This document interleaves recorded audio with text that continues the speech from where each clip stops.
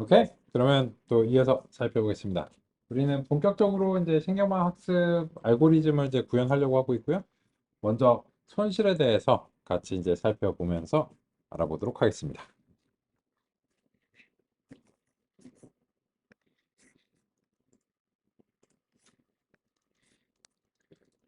일단 그 손실의 기본 개념에 대해서 소개해 드리기 위해서 그 친숙한 예시로 이제 시작을 하겠습니다.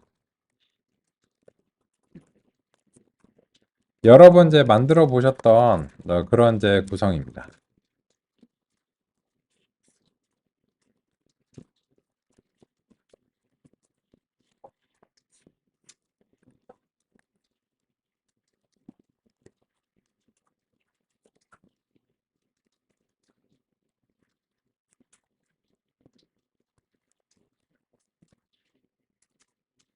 그죠?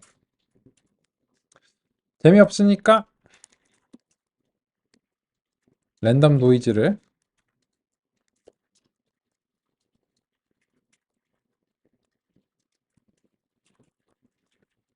난수 초기 값을 이제 적당하게 설정하고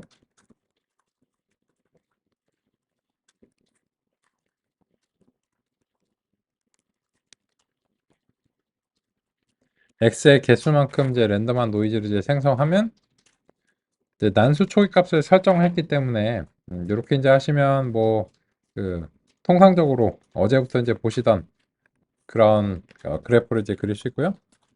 우리가 이제 모형을 형성한다는 것은 결국은 이제 그 저런 것들이 이제 노이즈인가 아닌가는 우리가 이제 정하기 나름인데 지금으로서는 이제 그 요 붉은색 점선으로 표시된 이런 추세가 있고 나머지들은 그냥 약간의 이제 잡음 정도다. 하지만 이제 실제적인 추세는 이제 다음 것 같다. 이런 어떤 모형을 형성하는 상황을 이제 가정해 보겠습니다.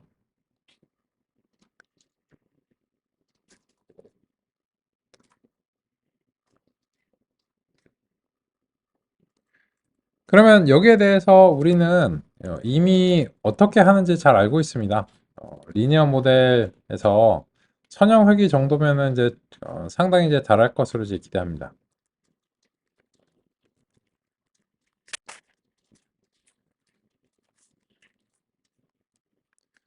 그래서 요 리니어 리그레션을 통해서 이제 현재 데이터를 이제 경험시켜 주고 모형이 어떻게 이제 형성되는가라고 하는 이제 그런 점을 이제 보고 싶은데 거기까지는 뭐 그 어제도 했던 얘기 아니냐? 맞습니다. 네, 공통점이 있는데 이제 이게 잘 형성되고 난 다음에 결과적으로 그게 왜 형성이 됐는가 그런 점들을 논의하면서 이제 손실에 대해서 논의하는 맥락으로 먼저 이제 삼고 싶습니다.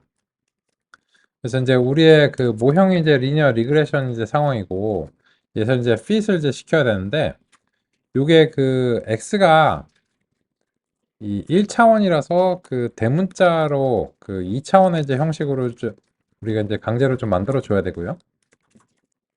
그래서 이제 다음 같은 방식으로 이제 훈련을 이제 시키겠습니다.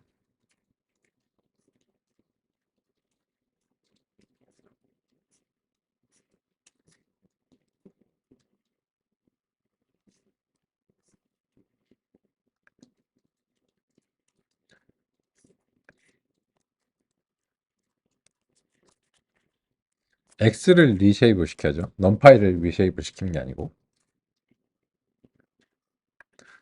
그래서 이제 다음 같이 됐고 여기에 대해서 그러면 이제 플러스를 통해서 이 x에 대해서 현재 이제 리니어 리그레션이 XS를 이제 어떻게 이제 예상하는가 라고 하는 이제 그런 점을 우리가 그려보고 싶고 이제 검은색의 약자 시크하게 이제 K로 우리가 해왔으니까 그래서 이제 여기까지 먼저 이제 살펴보겠습니다. 일단 여기까지 이제 보면 그 기대에 크게 어긋나지 않습니다. 뭐 대체적으로 그런 이제 추세선을 잘 찾아줬습니다. 약간 이제 소폭 엇나가는 이제 그런 점이 있는데요. 그런데 요 얘기를 이제 왜 하느냐가 이제 관건이거든요. 그러면 이런 거죠. 이 리니어 리그레션이라고 하는 모형이 내부적으로는 이제 다음과 같이 이렇게 이제 되어 있는데, 그 중에서도 그리고 또 이제 이거를 조금 더 추상적으로 쓰면 이렇게 이제 되어 있는데, 이 fit을 통해서 초기화된 상태를 좀 더 이제 최적화된 상태로 이제 바꿨다라고 할 수 있거든요. 그런데 여기서 어떻게 했냐는 거죠. 뭘 기준으로 했냐는 거죠. 그거는 이제 여기서 이제 손실을 규정을 하고, 정답하고 예측값을 이제 기반으로 손실을 이제 찾은 다음에, 그러한 손실을 최소화하는 매개 변수가 곧 최적의 매개 변수다 라고 할 수 있는 겁니다.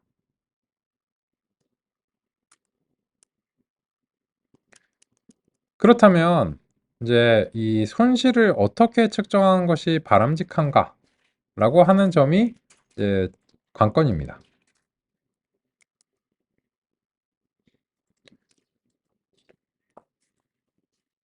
왜냐 하면은 이제 여기서 이제 보시면,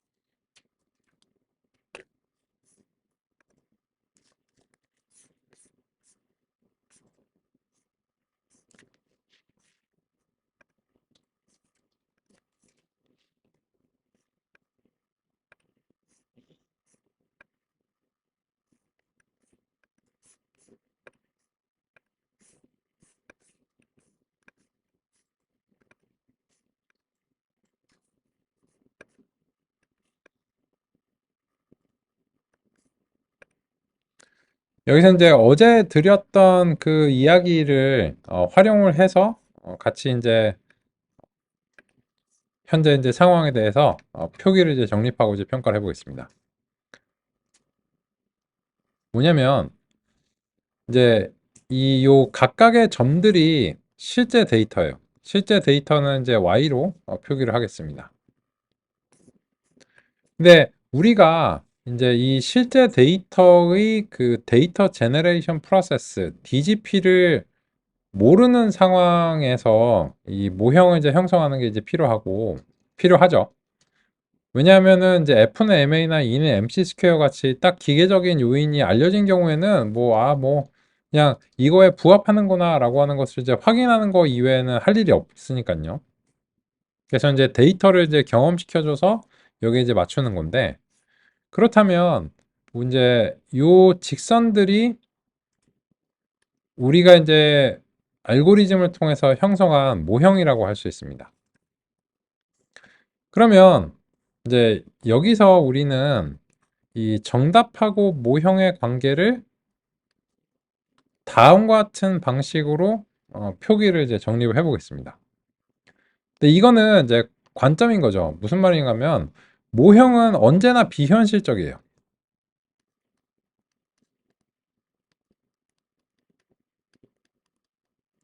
즉 모형들은 대체로 깔끔합니다. 그잖아요. 이제 현실에는 막 이렇게 그 시뮬레이션이라든지 게임이나 이런 것들은 현실에 비해서는 항상 훨씬 깔끔하거든요. 그죠? 근데 진짜 현실은 보통 안 그래요. 그래서 이제 오히려 모형에 우리가 생각하기에는 뭔가 이제 오류라든지 노이즈가 이제 끼어 있는 것이 이제 보통 이제 현실이라고 표현할 수 있습니다. 그런 것들을 이제 지금 대변하는 것이 요 간단한 데이터죠. 사실 요거는 DGP를 우리가 알고 있어요. 왜냐면 우리가 그냥 그 확률 모형 유산함수를 통해서 생성했기 때문에 사실은 이제 알고 있거든요.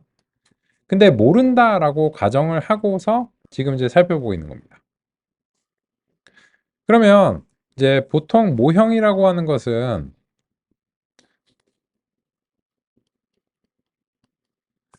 이거에 대한 이 데이터를 DGP에 근사할 것이다 라고 가정을 하는 수밖에 없는 거죠. 그죠? 그 가정이 올바나 올바른가에 따라서 이게 이제 그 예측력이 있거나 혹은 없거나 이런 것들이 결정이 되는 거죠. 근데 지금으로서는 요 그 현실에 이 현실이 지금 이제 요러는 건데 결국은 이런 건 그냥 노이즈일 뿐이야. 실제로는 요런 추세를 가지고 있어라고 우리가 그냥 가정한 거예요. 진짜 그럴지 몰라요. 그죠? 이게 사실은 노이즈가 아니었던 걸 수도 있어요. 근데 현재로서는 이제 그렇다라고 이제 가정한다면 그러면 우리는 이 모형을 직선으로서 가정하는 거죠. 이 가정이 올바른가를 궁극적으로 평가하는 건 불가능합니다. 왜냐면 이게 요렇게 되다가 요렇게 이제 진행하다가 갑자기 요렇게 꺾일 수도 있거든요. 혹은 이제 떡상할 수도 있거든요. 이게 주식이라든지 이런 거를 예측하는 게 어려움입니다. 그냥 이렇게 간다면은 이때쯤에 내가 올라타야 되지 않을까? 딱 생각을 하는데 갑자기 떡락한다든지 이럴 수도 있는 거거든요. 그래서 사실은 우리가 할 수 있는 거는 현재 주어진 데이터에 대해서 우리가 생각하는 모형이 얼마나 이제 적합한가 그렇게까지 얘기할 수 있고 미래에 이게 결국은 궁극적으로 어떻게 될 것인가는 아무도 얘기를 못 해요. 그죠? 기계적 모형이 아닌 이상요. 그래서 우리가 할 수 있는 최선은 어떤 가정을 하고 그 가정에 대해서 주어진 데이터에 대해서 최선을 다하는 수밖에 없는 겁니다. 그러면 이제 이 직선의 가설 공간이라고 하는 것이 이렇게 이제 될 수도 있고 이렇게 될 수도 있고 수많은 직선들이 가능하잖아요. 그런데 이 수많은 직선들 중에서 어떤 것이 정말로 이제 최적의 그 값을 이제 값인가? 적어도 주어진 데이터에 대해서 그런 것들을 우리가 이제 규정해야 됩니다. 그렇다면 결국은 이 오류라고 하는 것은 정답과 예측값의 이제 차이인 거죠. 요 공식을 오류에 대해서 정리하면은 이렇게 이제 되겠죠. 그죠? 그러면 이 오류가 없으면 좋은 거고 많으면 좋지 않은 거죠. 그죠? 여기 보시면 얘가 이제 어떤 임의의 i번째 표본인데 요 i번째 표본에 대한 예측이 지금 여기서 발생했거든요. 그러면 사실 이만큼이 오류인 거예요. 그러면 이렇게 오류가 많이 나는데 왜 이거를 정했냐라고 하면 여기 하나에 대해서는 오류가 큰 건 사실인데 현재 우리의 가정에 따르면 적어도 이 가정이 직선인 이상은 요 가정에서 최선으로 할 수 있는 것은 전체적으로 오류를 낮추는 것밖에 없다는 거예요. 따라서 오류가 어느 하나에 대한 오류가 아니고 어떤 임의의 i번째에 대한 오류를 이제 구하는데 그런 오류를 전체 표본에 대해서 종합적으로 집계를 하는 것이 필요하다는 것입니다. 그래서 이게 가급적이면은 최소화될 수 있는 그런 방향으로 이제 갈 수밖에 없는 거죠. 그러니까 약간 제가 정치는 잘 모르지만 정치랑 이제 정치가 어려운 게 그런 것 같아요. 와, 어디 시장에 가지고 아이고 누구님 저희 좀 살려주세요 이렇게 하면 예, 예, 예 그렇게 하면 또 그거에 맞추다 보면 다른 사람들이 또 불만이 생기고 이러잖아요. 어쩔 수 없는 거예요. 누군가는 불만이 생길 수밖에 없는 그런 구조거든요. 근데 이제 전체적으로 불만을 최소화하면 그 사람이 당선인 거죠. 그죠? 그 사람이 이제 인기가 많은 거죠. 누구는 언제나 누군가를 싫어할 수밖에 없잖아요. 하지만 할 수 있는 최선은 종합적으로 이제 낮추는 수밖에 없는 거예요. 그래서 이제 이 선형회귀에서는 19세기에 이걸 이제 규정한 게 평균 제곱 오차라고 하는 손실을 이제 규정하고 그런 손실을 이제 낮추는 방향으로 했을 때 실제로 그 가능한 최선의 그런 매개 변수를 이제 설정할 수 있다라고 하는 점을 논의를 했습니다. 그래서 이제 그 점을 같이 한번 살펴보면서 알아보도록 하겠습니다.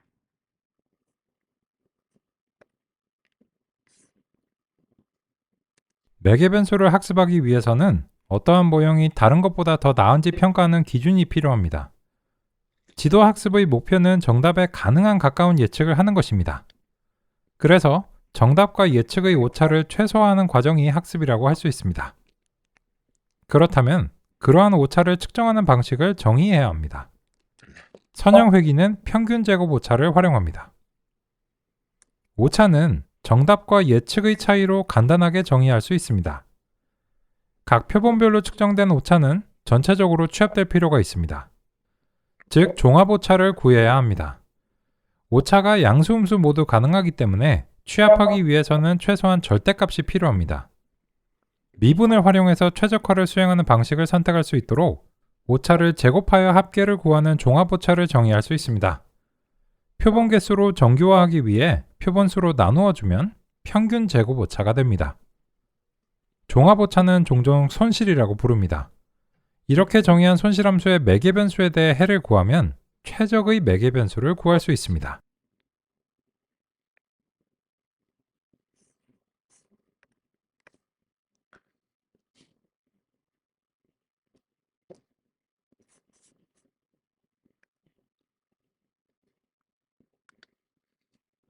그럼 이런 거죠. 그 어떤 지금의 우리 상황하고 이제 비슷한데 이 예측 모형 자체가 그 다음과 같이 붉은색으로 이제 형상화가 됐다고 했을 때 이게 그 기울기를 서로 이제 바꿔가면서 어, 더 나은 매개 변수를 찾는 그런 과정인 건데 실제로는 이렇게 그 시행착오의 과정을 진짜로 겪진 않습니다. 그 이제 비효율적이기 때문에 그거 이제 퍼셉트론 이후에는 그렇게 하진 않고요. 그래서 이런 것을 하는 것처럼 하되 좀 더 이제 n차원 선형 예측 모형 좀 더 이제 효율적인 방법론이 미분을 활용한 이제 기법을 통해서 그런 것들을 이제 수행하게 됩니다. 그래서 이 회귀 같은 경우에는 서로 간에 오류를 다음과 같이 구하고 그거에 이제 평균값을 내는 방식을 사용하는데 그러다 보니까 이 오류가 플러스 마이너스가 나올 수 있거든요. 그래서 이 최소한 절대값이 필요합니다. 그래서 실제로 평균 절대 오차라는 게 있습니다.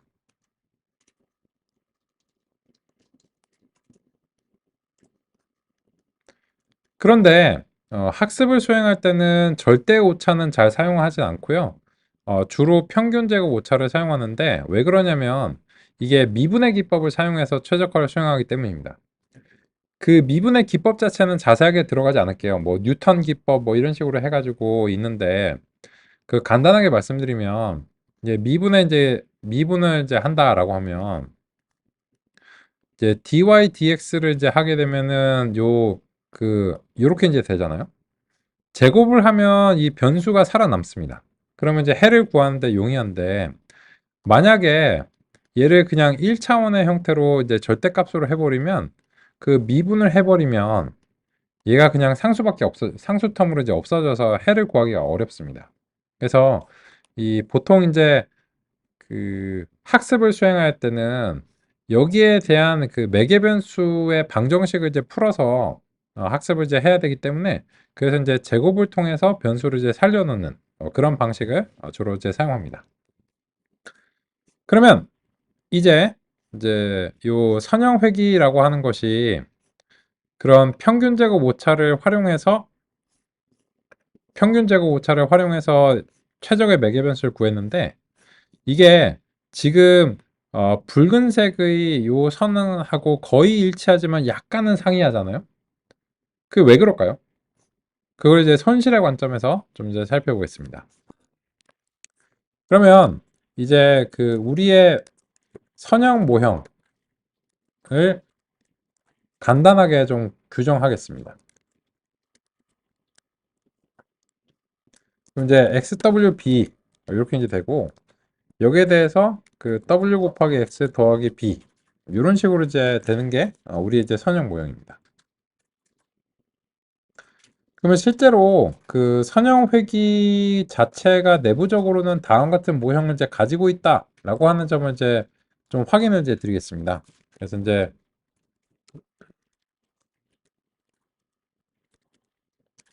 요 리니어 리그레션에서 이제 최적화한 요 코에피션트가 이제 다음 것이 있는데 그게 이제 W고 리니어 리그레션의 인터셉트 요게 이제 B고요. 그렇다면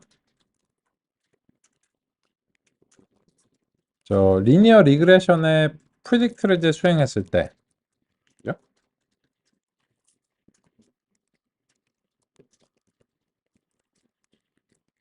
그것과 요 F에다가 X를 집어넣고 W와 B를 이제 제공했을 때가 서로 이제 그 동일하다라고 하는 점을 통해서 이 선형 회귀의 내부 모형이 다음과 같다라고 하는 점을 먼저 이제 확인하겠습니다.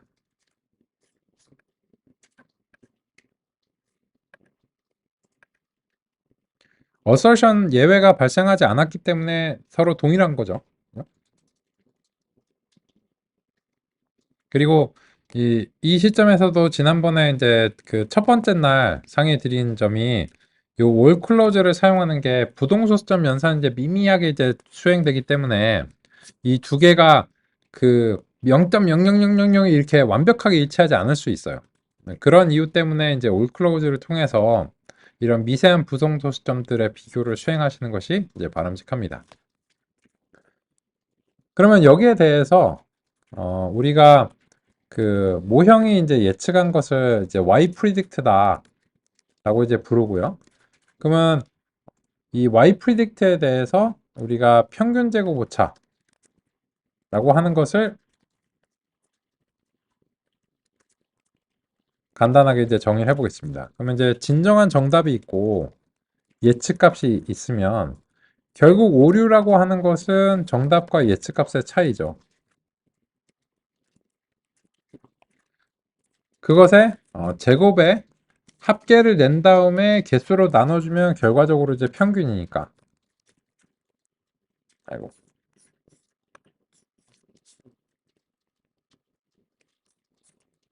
단축키를 잘못 눌렀습니다.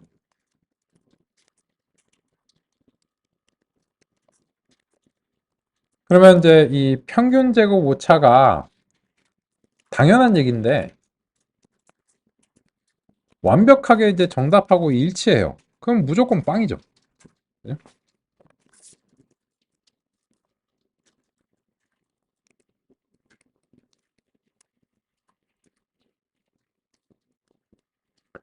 그런데 이제 보통은 이 완벽한 0.0에 도달하기 어려운 경우가 많습니다. 특히나 회귀 모형 같은 경우는 이제 그런데요. 그래서 이제 지금 현재 우리 모형이 발생한 그 Y predict라고 하는 것을 이제 통해서 좀 평가를 해보면 아무래도 이제 0보다는 이제 큰 편이에요.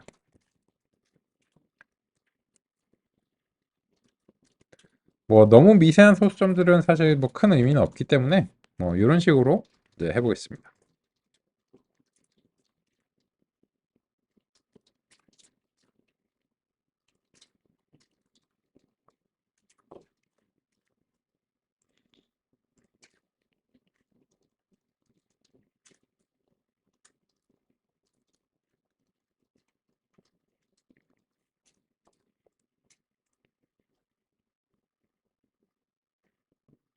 그죠? 그런데 여기서 이제 우리가 한 가지 궁금한 게 이 모형이 형성한 것이 우리가 생각하는 추세선하고 살짝 좀 상이한 점이 있거든요. 그래서 이제 정답 Y가 있는데 Y에서 이제 노이즈를 뺀 것이랑 결과적으로 이제 비교를 이제 해보겠습니다.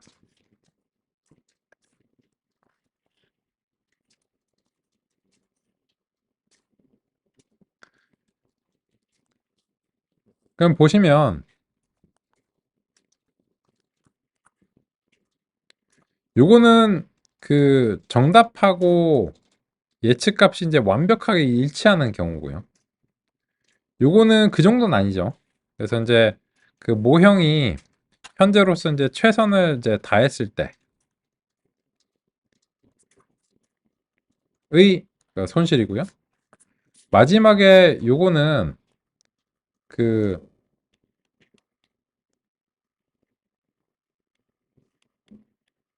요렇게 이제 되어 있는데, 그래서 예측을 사실 우리가 노이즈를 알고 있기 때문에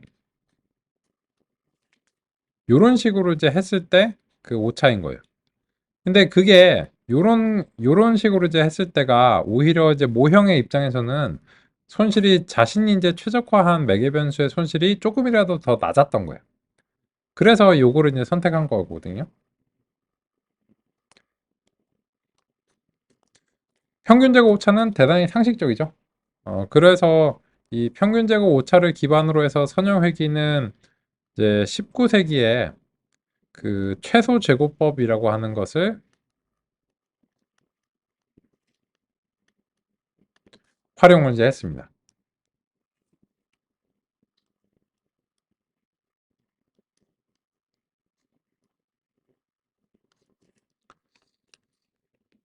이 평균 제곱 오차가 직관적이기 때문에 그 정답과 예측값의 그 차이를 구해서 그걸 종합한다.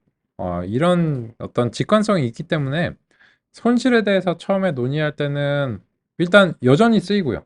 회계에서는 이게 신경망인가 아닌가가 중요한 게 아닙니다. 왜냐면 이 손실을 구할 때 보면 손실은 결국 정답하고 예측값의 차이를 규정하는 방법인데, 그렇다면 예측값이 결과적으로 무엇이 나왔는지가 중요하지 어떻게 나왔는지는 전혀 중요하지 않아요.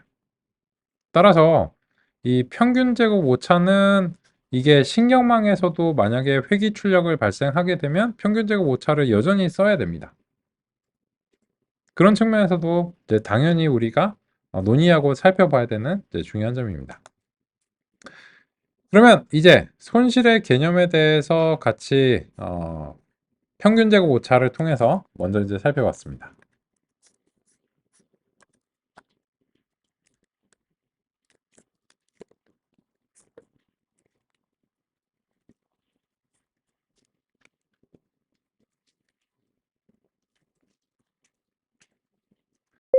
연속적인 값들의 손실을 측정할 때 활용합니다. 알고리즘의 원리는 중요하지 않습니다. 결과적으로 예측값이 연속적이라면 평균 제곱 오차를 활용합니다.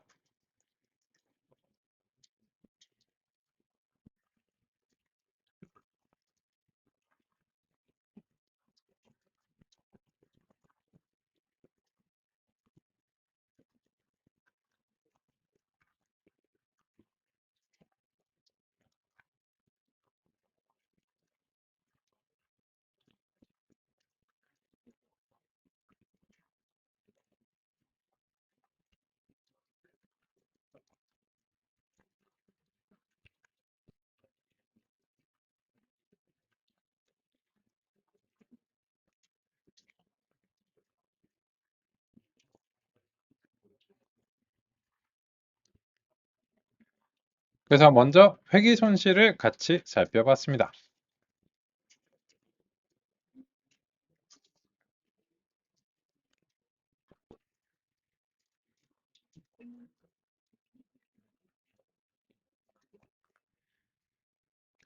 그러면 지금 시점에서 같이 교재를 보면서 얘기해 보겠습니다.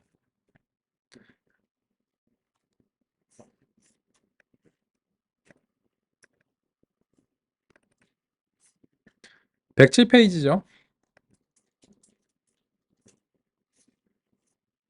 4.1절에 데이터에서 학습한다 라고 하는 부분을 같이 읽어보면서 이제 평가해 보겠습니다.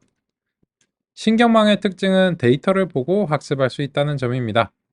뭐 여기서는 뭐 딴지 걸 점은 없습니다. 맞죠? 뭐 맞고, 근데 이제 신경망만 그런 건 아니죠. 데이터에서 학습한다는 것은 가중치 매개 변수의 값을 데이터를 보고 자동으로 결정한다는 건데,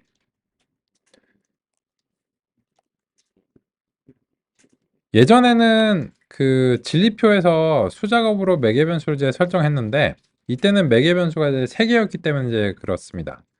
근데 실제 신경망에서는 매개 변수가 수천, 수만 혹은 딥러닝에서는 수억, 수조, 수조개 뭐 이런 수십 조개 이런 식으로 이제 되는데 거기에 대해서 우리가 직접 하거나 혹은 방정식을 푸는 거는 이제 불가능하거나 이제 어렵습니다.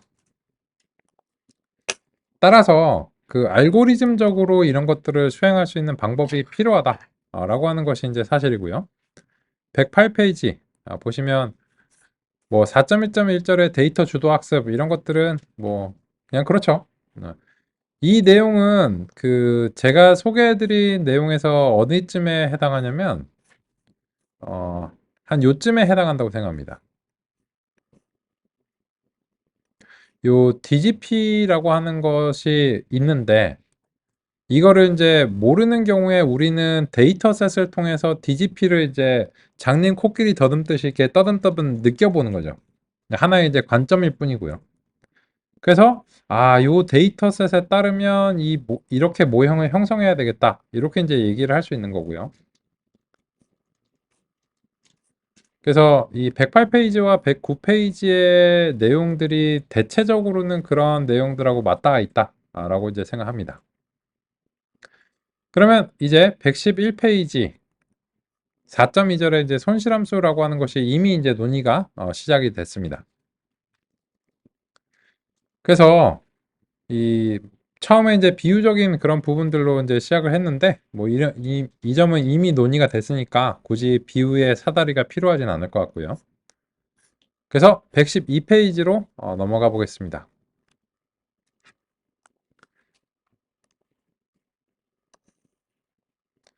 신경망 학습에서 사용하는 지표는 손실함수라고 하는데 이 손실함수는 일반적으로 오차 제곱합하고 교차 엔트로피 오차를 사용한다 이렇게 되어 있는데 요 점은 조금 논란의 소지가 있어요.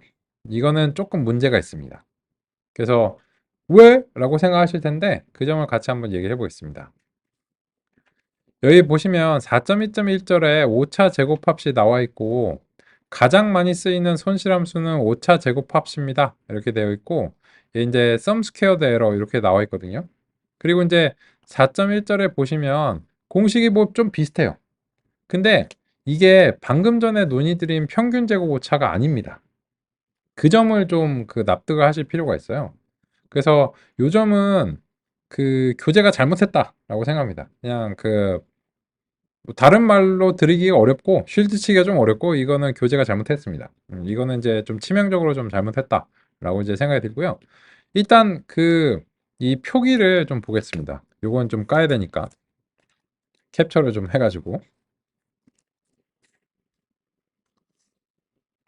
이 표기에 대해서 같이 이제 살펴보겠습니다.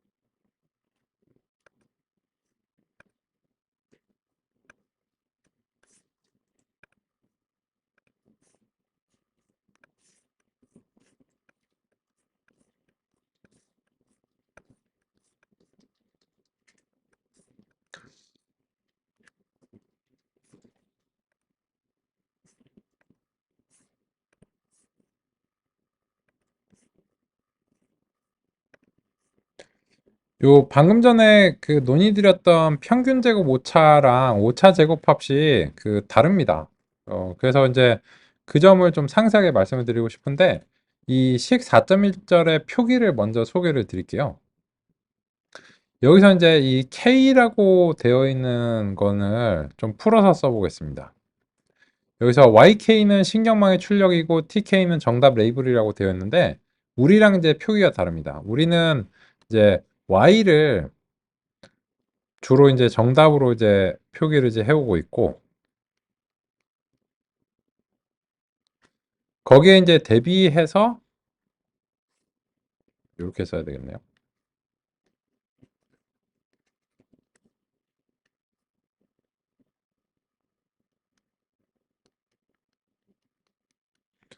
이 표기 자체가 잘못했다는 건 아니에요. 예측으로서는 이제 이렇게 이제 그 우리는 이때까지 써왔거든요.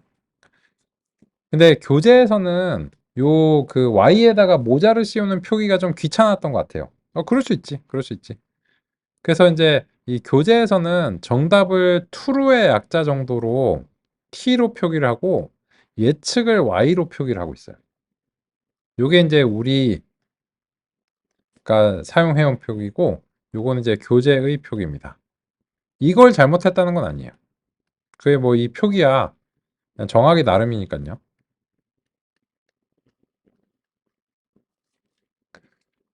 그런데 이제 그런 점을 염두에 두고서 이제 식 4.1번을 우리가 좀 풀어서 써보면 요 K라고 하는 것은 데이터의 차원의 수라고 되어 있잖아요. 그죠? 그러면 이제 이게 무슨 말인지를 좀 공감하셔야 되는데 여기서 보면 손글씨 숫자 인식 예에서 원소 10개짜리 이제 했는데 10개를 쓰기 좀 귀찮으니까 그 저는 이제 이렇게 표기할게요. 그래서 여기서 이제 K라고 하는 것은 예를 들어서 그 북곳의 예시다라고 하면 0번, 1번, 2번 중에 하나로서 K를 뜻하는 거예요. 그렇다면 여기서는 이제 어떤 식으로 지금 오차를 이제 규정하고 있냐면 이 예측이 예를 들자면 이렇게 발생한 겁니다.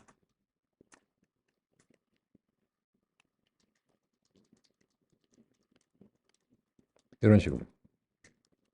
그러면 이거는 이제 어떤 식으로 해석이 되냐면 주어진 입력 X에 대해서 Y가 이제 0일 확률이 70%. 주어진 입력 이제 X에 대해서 Y가 이제 1일 확률. 이런 식이죠.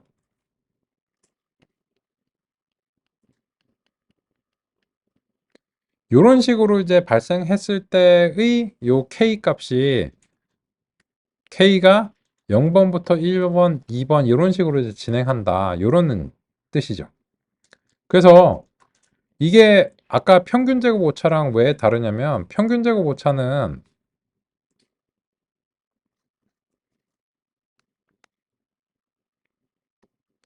비슷한데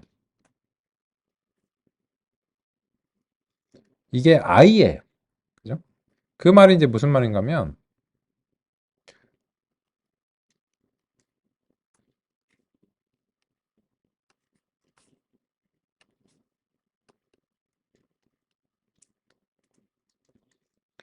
요 I는 S의 방향입니다.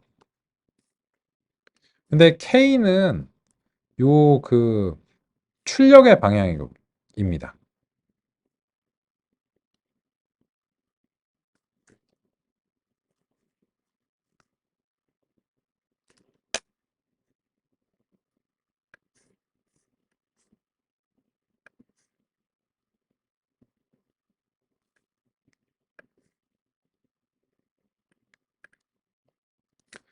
그러면 이제 여기서 이제 K라고 하는 것은 이제 0번, 1번, 2번 이렇게 되는데 이 경우에 분류의 경우 신경망이 됐든 뭐가 됐든 어쨌든 이제 세 개의 출력이 나와줘야 되거든요.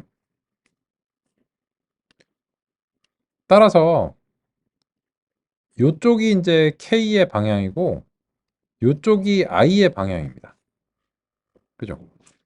그러면 이 평균 제곱 오차 같은 경우에는 정답하고 예측값의 이제 차이를 구하는데 요 각각의 정답 또는 예측들이 그냥 어, 하나의 숫자예요.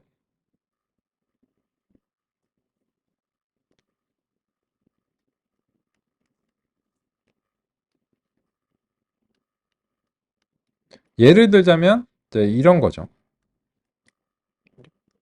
따라서 이제 이 두 개의 차이를 구한다라고 하면 이제 뭐 0.1만큼의 차이가 발생하겠죠.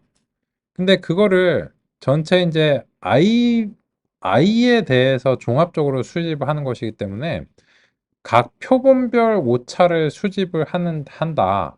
이렇게 이제 볼 수 있고, 그걸 이제, 이 샘플의 개수가 늘어나서 손실이 증가하면 안 되니까, 그래서 정규화 해주기 위해서 평균을 내는 거죠.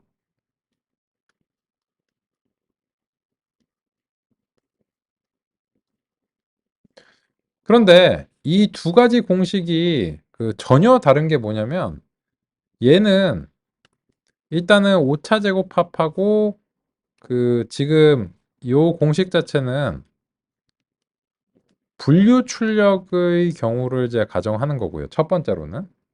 그리고 두 번째로는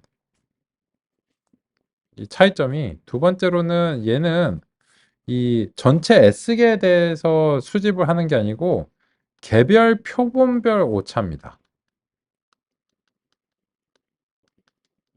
표본 오차고 평균 제곱 오차는 이거는 배치 단위 오차입니다. 왜냐면 S계에 대해서 수집하기 때문에요. 그래서 전혀 다르죠. 하나는 요 실수 값에 대해서 오차를 이제 수집하고 배치 오차를 종합하는 거고, 지금 여기서 이제 제시한 것은 전혀 S계에 대한 고려가 없어요. 이 공식 자체는. 그러면 이 오차 제곱합이 배치 오차가 되기 위해서는 어떻게 해야 되는가 하면은 얘도 마찬가지로 결과적으로는 다음과 같이 평균을 내줘야 돼요. S에 대해서. 그리고 이제 요 괄호 안에가 무엇이 되는가는 이제 경우에 달려 있는데, 예를 들어서 여기 안에가 이제 sum squared error다 라고 하면 이 두 개를 비교하려면 정확하게는 이렇게 이제 해야 됩니다.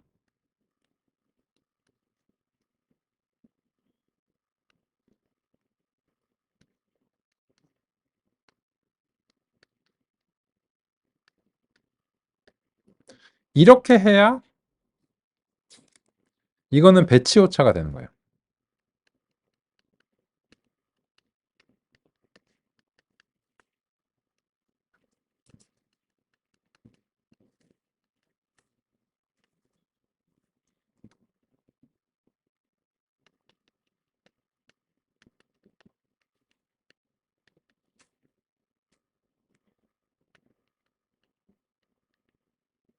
그죠? 전혀 다르죠. 이 두 공식이 비슷하게 생겼는데.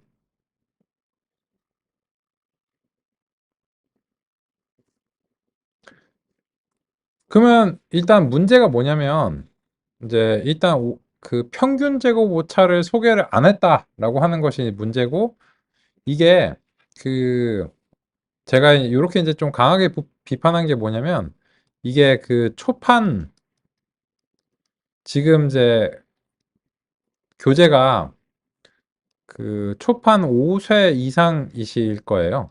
앞에 이제 보면은 뭐 10세, 11세 이렇게 되거든요. 근데 요 좀 전에는 이 책을 제가 이제 초반부터 이제 선택해서 하는데, 5세 이전에는 얘를 뭐라고 불렀냐면 평균 제곱 오차라고 불렀어요.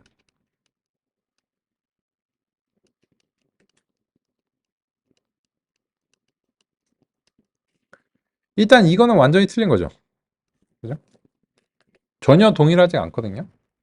그래서 이거를 평균 제곱 오차로 틀린 거는 이제 엄연한 오류이기 때문에 이제 몇 세 이후로부터는 이제 은근슬쩍 이제 고쳐놨어요.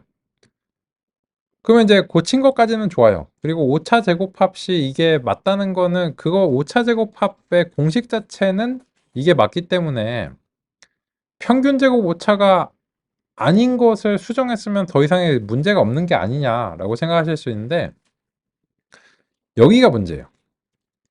가장 많이 쓰이는 손실함수, 이게 아니에요. 그죠? 그러면 너는 뭐라고 이거를 만약에 너였으면 뭐라고 서술할 것 같아? 하면은 저라면 이렇게 서술을 했을 겁니다. 직관적인 분류 손실. 첫 번째, 왜? 평균 제곱 오차와 유사. 근데 두 번째는 더 이상 사용되지 않음.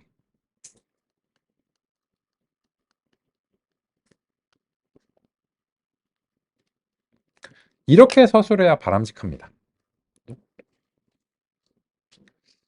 그래서 그러니까 만약에 이렇게 제시했으면 이거는 괜찮다고 생각하거든요. 이게 그 평균 제곱 오차를 먼저 제시를 저처럼 하고 나서 그러면 분류 손실은 어떻게 구해야 될까요? 거기에 대해서 그 평균 제곱 오차 스타일로 분류 손실도 유사한 방식으로 한번 해보겠습니다. 그런 것은 오차 제곱합이라고 할 수 있습니다.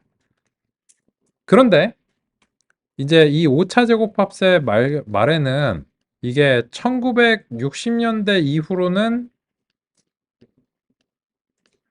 더 이상 사용되지 않는다라고 하는 점 명시해야 됩니다. 실제로 이걸 사용하면 안 돼요. 그죠? 이거는 이제 신경망 이전에 이미 이제 그 결론이 난 문제입니다. 이런 점이 좀 이 교재를 통틀어서 가장 제일 심한 문제인데 그 이외에는 괜찮습니다. 요게 제일 심한 문제고 나머지는 괜찮아요. 그래서 좀 가장 치명적인 뭐 이렇게 엄청 대단히 책을 내다버릴 정도의 문제는 아닌데 하여튼 그 사실적으로 좀 많이 틀린 부분이라서 좀 강하게 말씀드릴게요. 이 부분 이외에는 기술적으로는 거의 대부분 괜찮아요. 그래서 다음과 같이 이렇게 서술을 드리면서 우리 이제 시작을 해보려고 합니다. 그래서 교재에서는 그러면 구성이 어떻게 되어 있냐면 보시면 좀 편중적으로 분포가 되어 있습니다. 무슨 말이냐면 여기서는 교재에서는 손실함수가 원래는 이제 회귀 손실하고 분류 손실하고를 다 제시를 해야 되는데 교재에서는 그냥 분류 손실만 제시하고 분류의 예시만을 하고 있고 회귀에 대해서는 전혀 제시를 하고 있지 않아요. 아예 논의를 안 하고 있거든요. 그래서 이제 그런 이유로 인해서 이 서술들의 구성 자체가 조금 문제가 된다라고 생각합니다. 그러면 이 오차 제곱합 자체가 틀린 건 아니기 때문에 일단 이걸로부터 우리가 분류 손실을 그 다음으로 이어서 논의를 할 예정입니다. 그 점은 쉬는 시간 이후에 이어서 살펴보도록 하겠습니다.